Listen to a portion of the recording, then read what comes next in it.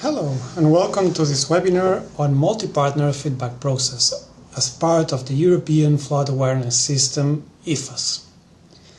My name is Marc Girons Lopez and I work at the Swedish Meteorological and Hydrological Institute, which is one of the three partners in the EFAS Dissemination Center.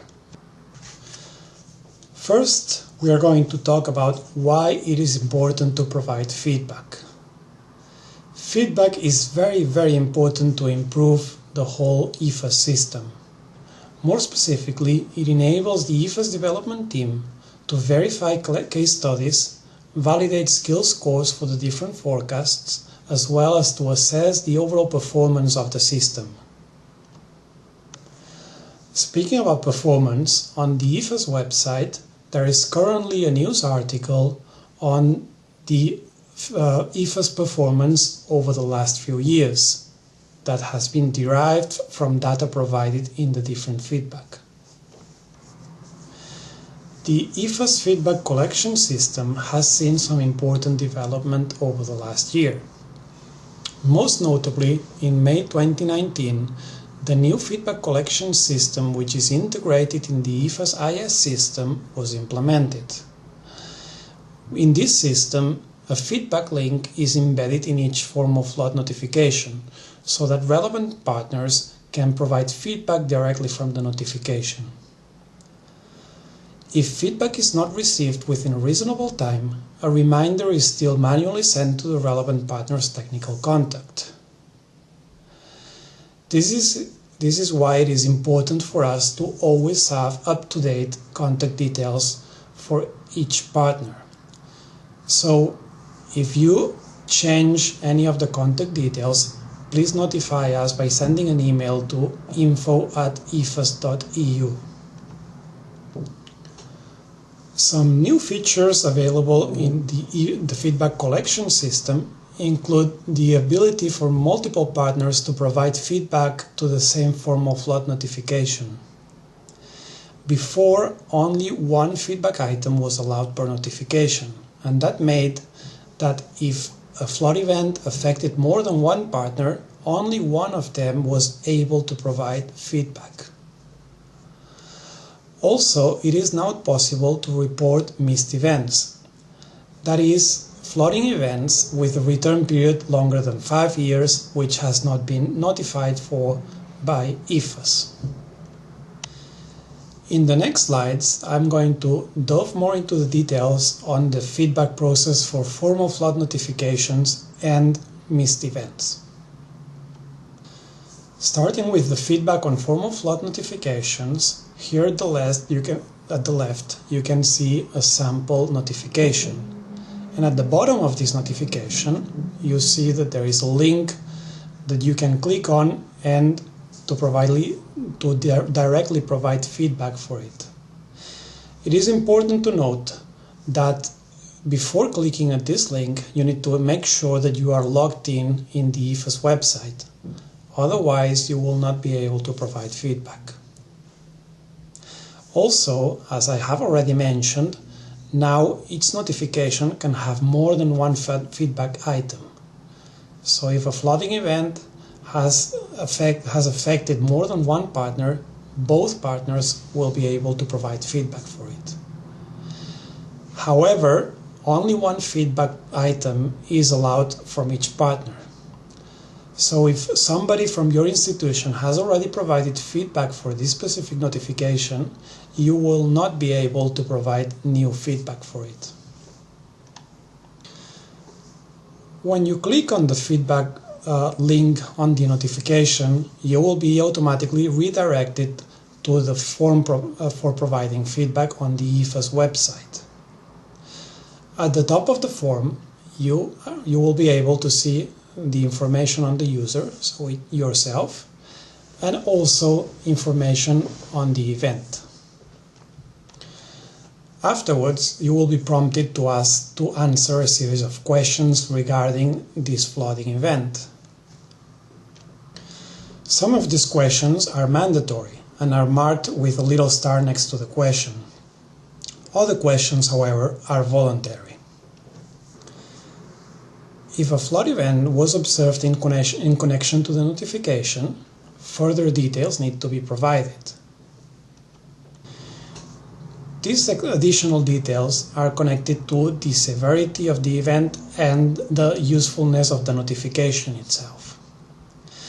If we start with the severity of the event, you need to provide the return period, specify the severity of the event in terms of economic damages, casualties, water level above land, and so on, and provide the most important causes behind this flooding event.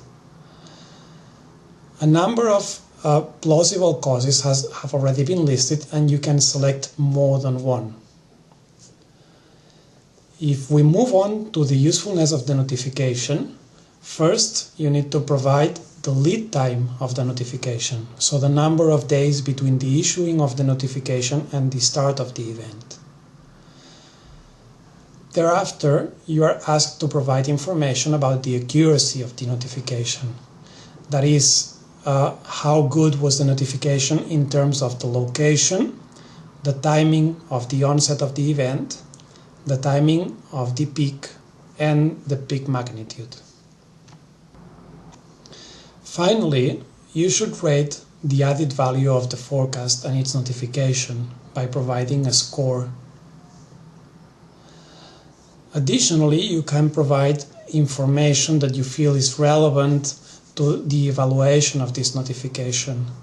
You can upload files such as reports, pictures, graphic material, and so on, or you can write a description on anything you feel is important. When all the required fields are filled, the Send Feedback button at the bottom left of the form is activated, and you can submit the feedback. If somebody from your institution has already provided feedback for that specific notification, you will instead be redirected to this page saying that feedback has already been provided from the same center. If we move on to feedback on missing events, here the routine is a bit different. You can provide feedback on missing events directly from the EFAS viewer. On the top right menu of the EFAS viewer, there is a droplet button that you can click to report a missing event. Afterwards, you need to click on the area of the map for which this event took place. In this case, we would be reporting a sample event that took place in northern Sweden and was not captured by the EFAS system. When we click on the map, the feedback providing form shows up, and you need to fill a number of questions similar to the feedback on formal flood notifications. In this case, first you need to provide the information on when the event took place, when did the peak flow occur, and where did that flood event happen in terms of the country, region, and river basin. When you scroll down, you see other questions such as what type of flood event took place, was it a flash flood, riverine flood, urban flood, and so on. What was the return period of the observed flood event, and also provide a description on the consequences, the impact of the flood event in terms of the economic damages, casualties, damage to infrastructure, and so on. Then you have to provide as well the causes of the event. There is a list similar to that for formal flood notifications. You can choose more than one cause for the event. In this case, you can even provide a cause that is not listed in the form. Further down, you can provide how much rain fell in the area where the flood event happened, and information on whether this event was forecasted and warned for by the National Institute or Forecasting System. Also, if the event was reported in the media, and any additional comments that you might have. In this case, you can also upload files, meaning photographs, reports, shapefiles, etc., that help us evaluate this event and improve the system so these type of events are captured and warned for in the future. When you are done with answering to all the questions, you can just click the send button and submit this feedback. Until this point, we have talked about how you provide feedback for formal flood notifications and for missed events. But the EFAS system also have a function to review submitted feedback. On the top menu of the EFAS website, there is a button called Feedback. If you click on that button, a list with the 20 latest feedback items will appear on the screen.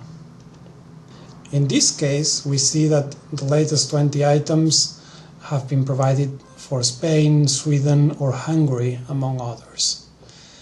You can even get some details on the feedback if you click on the drop-down arrow on the right-hand side of each event. For instance, in here we are showing more information about feedback provided for an event in Sweden, and you can get an idea on the accuracy of the notification, the return period, and the overall score, as we have talked before. You can even filter the feedback items by, for instance, country, region, or watershed by typing the relevant words on the top field. In this page, you can also list feedback both for formal flood notifications and missed events by choosing the relevant tab on the top left corner. If we want to list instead all the provided feedback up until this point, we need to switch off the switch at the top right corner. By doing so, we get into a different view of the provided feedback. In this case, it is a calendar view organized by month, and that lists all the feedback items provided under that specific month. If you click on a specific date, you can also get the items provided just for that one day. You see that a similar list to that we have seen before appears below the calendar, and you can review the feedback items in the same way. In this view, you can also filter the feedback according to country, region, watershed, and so on by typing the relevant names on the field at the bottom of the calendar.